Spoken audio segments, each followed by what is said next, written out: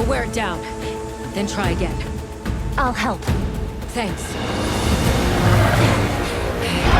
After playing video games for as long as I can remember, it can sometimes feel as though I've seen it all. Some games may feel like iterations of past ideas, or just recycled game mechanics with different titles. But then a game will come out and remind us all that there are still creative and pioneering developers still working in the industry. This was my experience when playing Monster Hunter Wilds. Even though it's another entry in a long, multi-game franchise, Monster Hunter Wilds is a much different experience that separates itself from the pack. With a refined combat system and a much improved, lovingly crafted single-player experience, Capcom doubles down on what the series is good at, while also improving aspects it fell short in. It all adds up to an experience perfect for newcomers and longtime veterans. Hi, my name is Jay, and welcome to Good Games Dude. Like I mentioned in my earlier video where I gave my first impressions, Monster Hunter is a series that I've tried to get into many times in the past, but could never really fall in love with. I've always felt its systems and its combat was cool to watch and utilize when you get into it, but it always had a steep learning curve that made it difficult for new people to jump into these games. Not to mention that the story always just felt like it was an afterthought. Most of the time, gameplay and combat is not enough to keep me around. Oftentimes, it's a game's story and lore that does that for me. So why did I dump 40 hours into a game not known for its story? Because Monster Hunter changes that, with an engaging single-player campaign filled with fleshed-out characters, ethical dilemmas, and plot revelations that made me want to keep going. And even after the credits rolled, the game still had more content to unveil, including new monsters, more missions, and more interesting story developments. Yes, the core of the game is still hunting down monsters and desecrating their bodies so that you can turn them into new armor to show off, but Monster Hunter Wilds' improved campaign and refined combats is what makes it feel like something we haven't played before. So whether or not you've already dumped hundreds of hours into this game, or are looking to join in on your first hunts, join me as I talk about why Monster Hunter Wilds is 2025's first Game of the Year contender.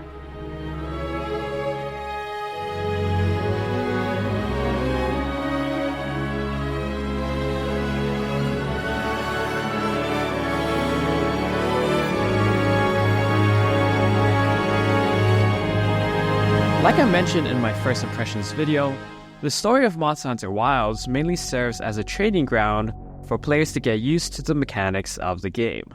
But Monster Hunter Wilds has a much more engaging story and is more evenly paced than previous entries due to a fully voice-acted cast, loads of well-animated cutscenes sprinkled throughout, an engaging plotline that has many surprises. Monster Hunter Wilds takes players into the treacherous Eastern Lands, a place filled with deserts, jungles, ice-capped tundras, and oil-slicked caverns. As time goes on, these locations will mysteriously shift on a dime, going from barren wastelands to lush fields, or from rain-soaked swamps to lively forests.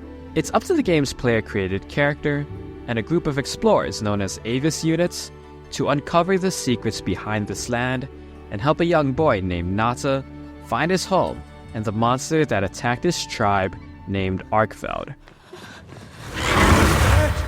It is! Something that I didn't mention in my last video and that makes the game even better is how many twists and turns are contained here. Uncovering the lore behind the monsters and why the environment is the way it is one of the best parts about the game.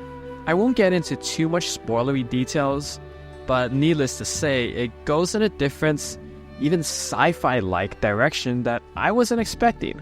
The game even makes the players empathize more with the monsters, raising questions about the ethics of hunting them, and whether or not it truly is right to go and slay these monsters. It's a welcome and fresh departure from what you'd expect from a game like this, posing questions to the player that make them think about their actions even if for just a bit. It draws in themes from movies like Jurassic Park and Avatar, and themes of taking care of the environment and appreciating nature. I'm sorry, Rey Dau, Rathalos, and all the numerous monsters I've killed, but also, thank you for giving up your lives so that I could craft some sweet-looking drip.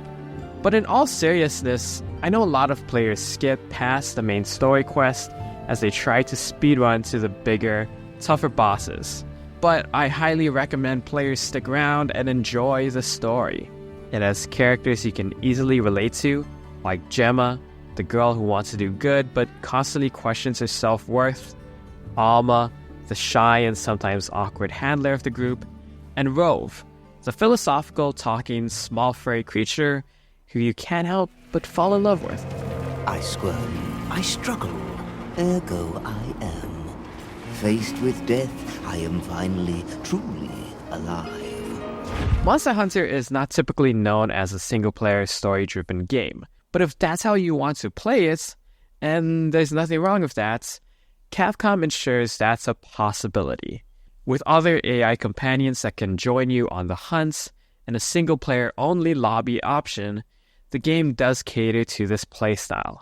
Not to mention too that even after the credits roll, 15 to 20 hours later, there's still loads more to do. New monsters never before yet seen make their appearance, and players can still interact with characters, with new dialogue moments, and more visually beautiful and well-choreographed cutscenes.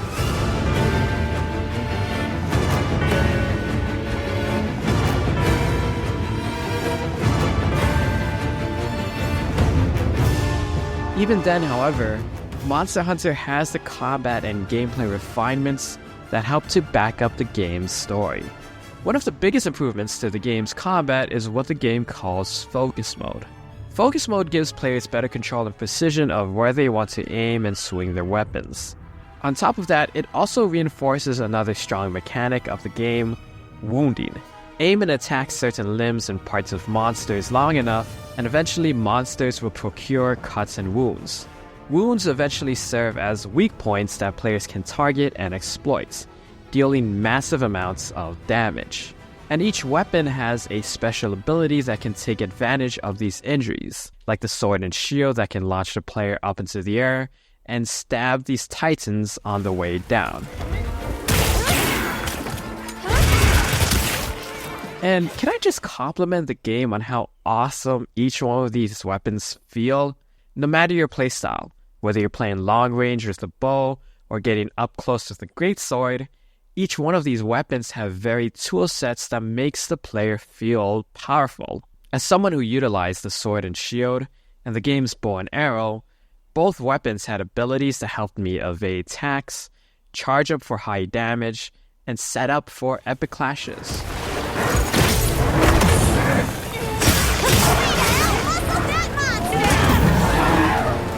Both weapons took a while for me to master, but both weapons I used had great strengths and weaknesses, were well balanced, and were responsive to control.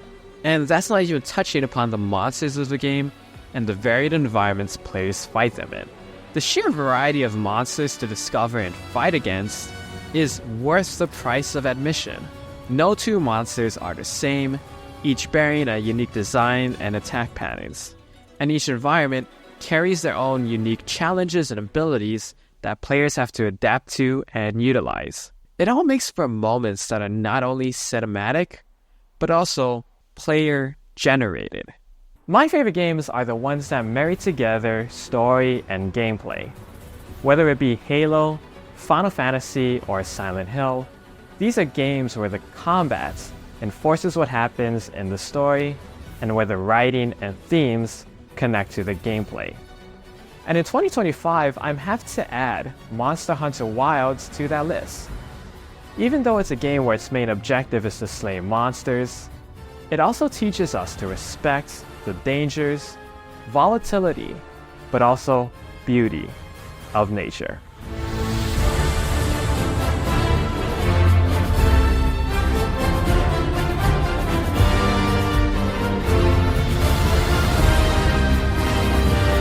Yes, I can nitpick on the game for its somewhat outdated graphical fidelity and performance. While I did play this on a base PS5, where the frame rate would dip occasionally but not too bad, the game's blurry textures were very noticeable. But that'd be the only complaints I have. We're only a quarter into 2025, yet Capcom has already created a masterpiece that is beautiful, fun, expertly refined, and surprisingly deep. We'll have to wait and see whether or not Monster Hunter Wilds really will be the best game of the year. But for now, Monster Hunter Wilds gets my rating of 5 out of 5. For more gaming coverage talking about new or upcoming releases, check out my thoughts on the recent beta for Fatal Fury: City of the Wolves. And be sure to subscribe and come back for even more on the best that video games have to offer.